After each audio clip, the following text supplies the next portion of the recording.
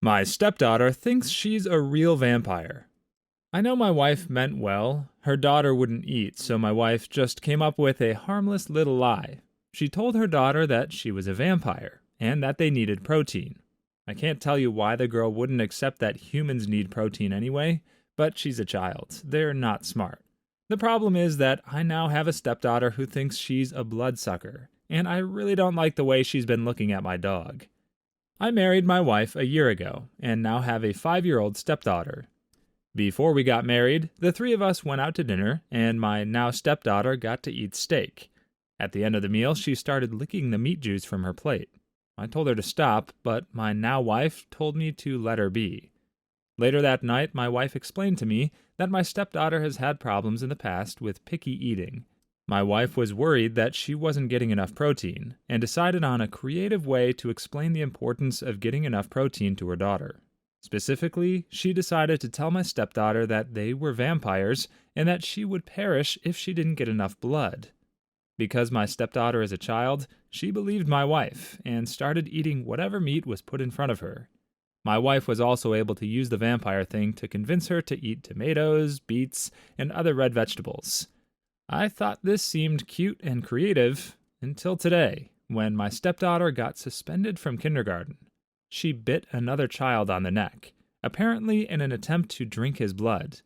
When she and my wife got home, I overheard her explaining that my stepdaughter needs to be a nice vampire who doesn't bite. I thought that was a little ridiculous. Later, I saw my stepdaughter petting and kissing my dog's neck. I freaked out, scared she was about to bite my dog, even though she claimed that she was just petting him. I told her to go to her room, where I explained that vampires aren't real, and that her mom lied to her. She immediately burst into tears and ran to my wife. My wife is now angry at me for making her daughter cry and for overriding her parenting. Maybe I did, but the situation was clearly getting out of hand, and I thought it was best to just stop lying to her. My wife says that she had things under control, and that the vampire lie is no different than lying about Santa. Still, I felt like something had to be done. Am I the jerk? I have to side with the original poster's wife here. It really is exactly like Santa Claus. I still remember when I first heard about this man who comes down the chimney, the first thing I did was start breaking into neighbors' houses to pour water on their fireplaces so he wouldn't get hurt. I got some awkward looks, but no one suspended me from school. And even if they had, getting suspended from kindergarten isn't that big a deal. You learn nothing of value there. I think I was the only one in my kindergarten class who even knew how to read, and I definitely didn't learn it from the teacher. More importantly, I feel like OP ruined what could have been an amazing social experiment. How old would this girl have been when she finally figured out the truth? What if she never figured out the truth? That would have been a fascinating case study. But OP didn't care. I guess some people just hate science. That said, he still gets my respect for accurately calling tomatoes a culinary vegetable. It's okay if a few little girls have to cry, as long as he at least gets that important fact out there. The fruit propagandists have had their way long enough, and it's time those of us who care about facts start doing our part to speak up. You're a true hero, OP. My dad passed away, and I think my mother did it. My dad recently passed away, and he left behind a cat named Luna that both me and my dad loved. My mom, however, did not like Luna. This was partly due to her not being able to get along with Luna, and partly due to her being more of a dog person. Luna has a similar personality to my dad, and I hold her very dear to my heart. She's my best friend, and helped me when I was struggling with my mental health. We even have papers from my doctor declaring her an emotional support animal. Well, my mom recently went on her Facebook and announced that she wants to give Luna a new, loving home. We have plenty of money and resources to take care of her. I told my mom to take down the offer for Luna, that she's happy staying with me and does not need to go to another home. My mom said she's tired of Luna and wants to get rid of the reminders of my dad. I told her that if she gets rid of Luna, I'm flushing her mom's ashes down the toilet. My mom said things along the lines of, "Don't you dare," and said she can do as she pleases with her cat. I told her that if she can do as she pleases with my cat, then I can do as I please with my grandma. She said that wasn't reasonable. Edit. I just want to mention that my mom was not a good person to my dad during their marriage, and I believe my dad was considering a divorce for about a month. I also suspected my mom was cheating on my dad and told him about it, but I don't think she was ever caught in the act. My dad also had a very suspicious demise. He passed in his sleep, despite having no major conditions that would make him more susceptible to this particular cause of passing. That edit gives me a mild headache. Is OP saying that the mom told the dad she was cheating? Because if so, it doesn't really matter that she was never caught. I think it's saying that OP told the dad about their suspicions, but it's not written very clearly. The other thing that's unclear is whether OP actually intended to make good on their threat. Obviously, it would be terrible if your mother gave away your cat, especially when that cat is one of the few things you have left to remember your father. But it would still take a truly heartless person to banish their own grandmother's remains to the sewer as revenge against their mom. In any case, I definitely was not expecting this story about cat drama to turn into a subtle horror story at the end. That makes it feel fake, but at the same time, I can't see what the motivation would be. The comments were already telling OP they weren't the jerk. It's not like they had to win anybody over. I guess Reddit is just the hot place to run with your true crime stories now. Good to know. The horrifying drawing I made when I was young. I am 20 weeks pregnant with my first child. Recently, my mom gave me a pregnancy gift that was an old picture I drew for her when I was around 5 years old. It's a disturbing picture, honestly. I don't remember drawing it, but my mom used to tell me all the time about this one time that I got upset with her and went off to my room. I apparently drew a picture of her where she was supposed to be deceased. Then I wrote, "I wish this was Mommy," under the stick figure that was supposed to represent her. It's very disturbing, and like I said, I have no recollection of ever even doing it. But I still feel bad for the absolute menace that my 5-year-old self apparently was. Anyway, my mother gifted me this picture after keeping it for more than 20 years and told me it was to prepare me for what to expect. Honestly, I didn't want the picture. I understand that it's my picture, but it does disturb me. And so I told my mom that I think she should keep it, since she already has for all these years. And she just asked me why. I explained that it made me uncomfortable, and she said, "Well, don't you think I was uncomfortable too? I held on to it for all these years so you could have it and see what it's going to be like." Gosh, I can't tell if it's the pregnancy hormones making me extra sensitive, but I really feel so uncomfortable about this, and I really don't appreciate it. I think right now just wasn't a good time maybe. Or maybe it's never a good time for something like this. I don't know. But I have stored the drawing away. I showed my husband before putting it away though, and he was also a little weirded out. Not by the picture, but by my mom giving it to me. Am I the jerk here? Even though we're trying to include more horror-related stories this month, the drawing isn't what qualified this one.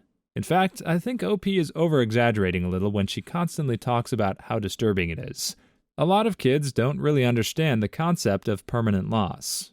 When I watched Sleepwalkers for the first time at that age, I started making drawings of people getting stabbed.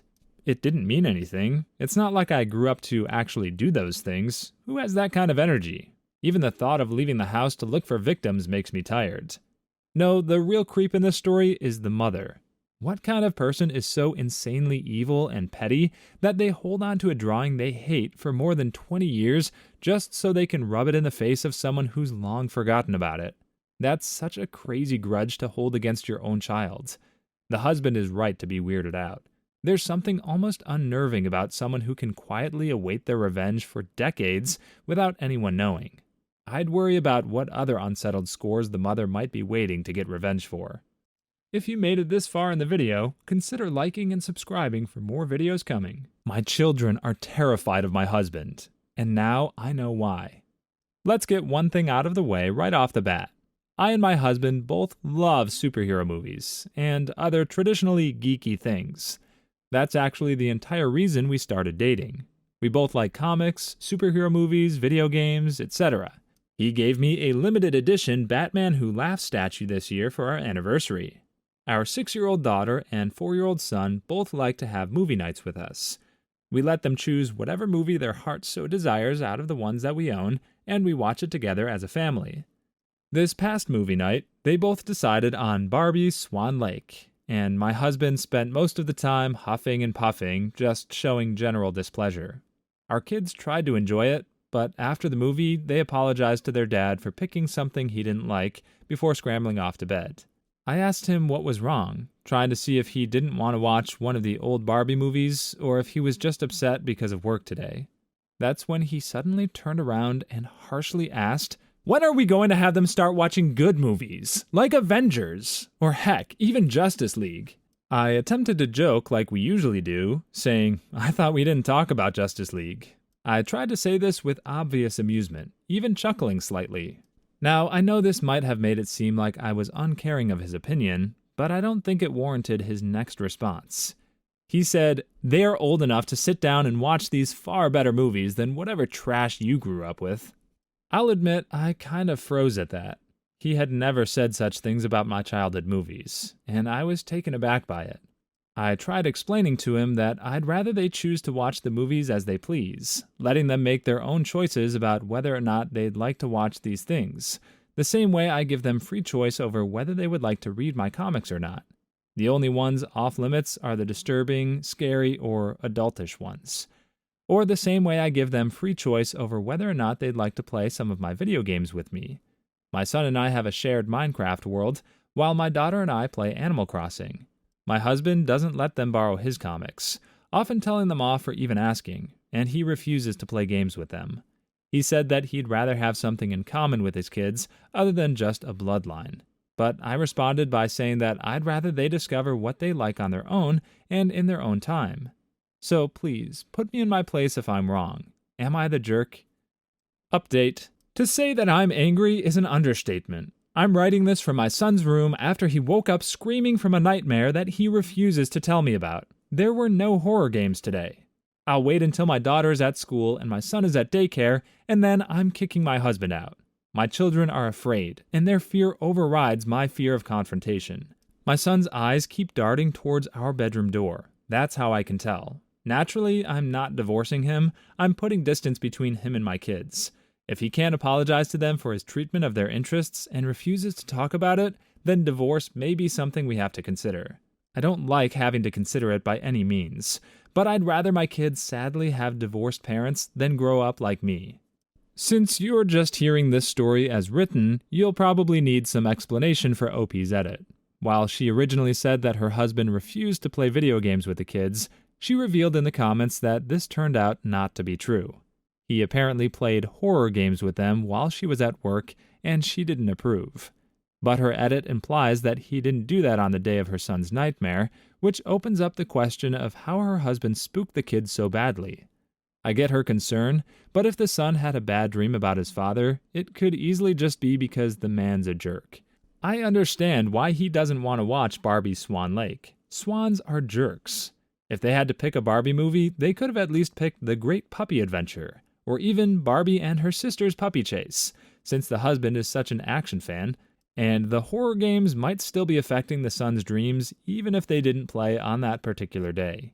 It's not like there aren't plenty of other great games this dad could play with his children, like Barbie and Her Sister's Puppy Rescue.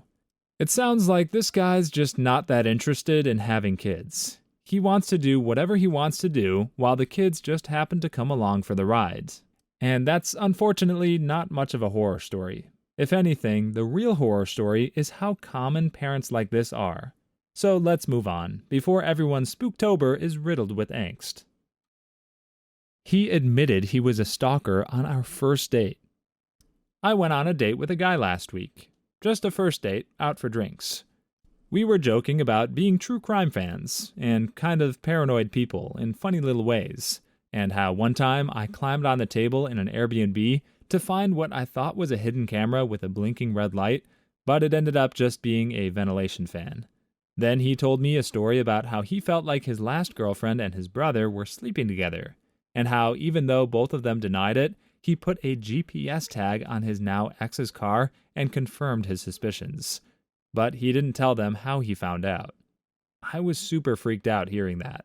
My story was fairly silly, but his was downright scary. I took out my phone and quietly started recording audio, but just acted interested and asked, "So, how did you sneak that tracker off her car after you confronted them?" And he laughed and said he didn't. He could still see it on his app. I asked if I could see, and he showed it to me, saying she's at work right now. I was like, dang, what a workaholic, at 7 p.m.?